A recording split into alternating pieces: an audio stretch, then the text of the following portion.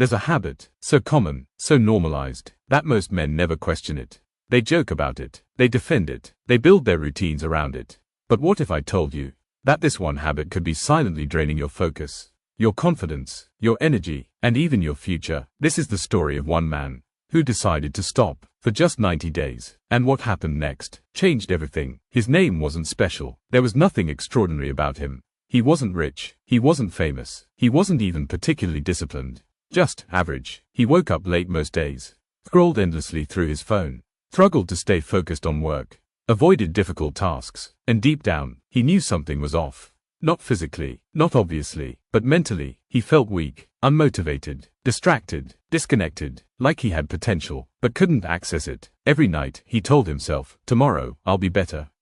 Tomorrow, he'd wake up early. Tomorrow, he'd work harder. Tomorrow, he'd take control. But tomorrow always looked like yesterday. Same habits, same distractions, same excuses, and one habit in particular kept pulling him back. It wasn't something people talked about openly, but it was always there. A quick escape, a moment of pleasure, a way to avoid discomfort. And slowly, it became a cycle. Stress, escape, regret, repeat. One night, after hours of scrolling, after another moment of weakness, he sat there in silence. No distractions, no noise, just him, and a question he couldn't ignore anymore. What am I doing with my life?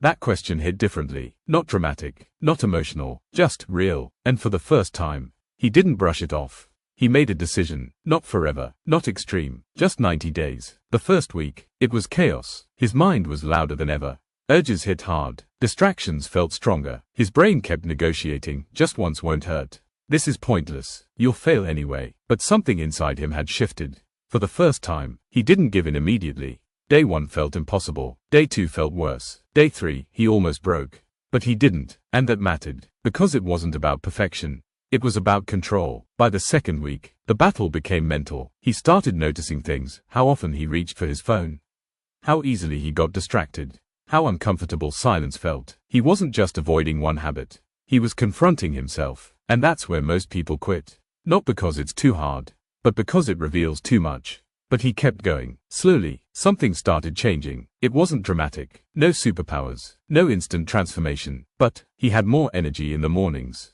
He could focus longer without drifting. He started finishing tasks he used to avoid.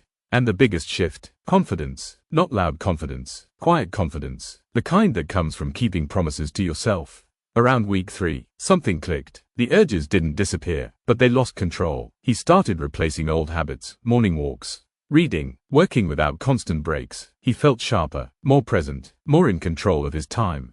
People started noticing, you seem different, more focused. What changed? He didn't explain much, because this wasn't about proving anything. It was personal. This is where things got interesting. His productivity doubled. Tasks that used to take hours now took minutes. He stopped procrastinating, started taking action faster, and for the first time in a long time, he felt driven, not forced, not pressured, driven. He started setting bigger goals, and actually working toward them. Then it hit him. It wasn't just about stopping one habit. It was about discipline, self-control, awareness. That one decision was a gateway to something bigger. By the final month, he wasn't the same person anymore. Not externally, but internally, completely different. Clear mind, stronger focus, better habits. He handled stress differently. He didn't run from discomfort anymore. He faced it, and that changed everything. Day 90 came quietly. No celebration, no dramatic moment. Just a realization. He did it, not because it was easy, but because he refused to quit.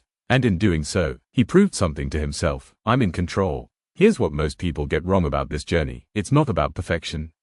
It's not about never failing. And it's definitely not about becoming superhuman. It's about discipline. Because when you control your impulses, you start controlling your life. Most people will hear this story and do nothing. They'll say, that's interesting, that's inspiring, and then go back to their habits. But a few people will feel something deeper. A question, the same one he asked himself that night. What am I doing with my life?